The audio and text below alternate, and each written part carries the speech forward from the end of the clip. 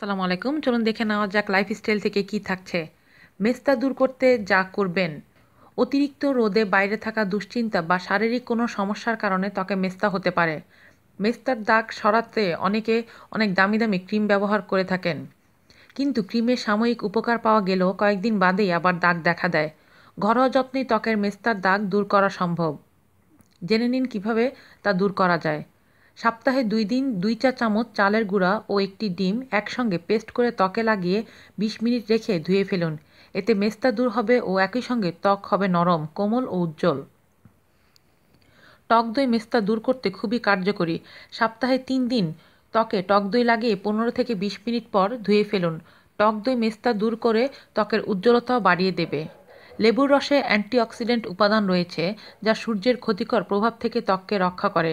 নিয়মিত লেবুর রস সামান্য পানির সঙ্গে মিশিয়ে ত্বকে 10 থেকে 15 মিনিট রেখে ধুয়ে নিন। বাইরে বের হওয়ার 20 মিনিট আগে ত্বকে সানস্ক্রিন লোশন লাগিয়ে বের হবেন। রোদে গেলে অবশ্যই ছাতা ও সানগ্লাস ব্যবহার করুন। আজ এ পর্যন্তই। সবাই ভালো থাকবেন আর আমাদের চ্যানেলটি অবশ্যই সাবস্ক্রাইব করুন। আল্লাহ হাফেজ।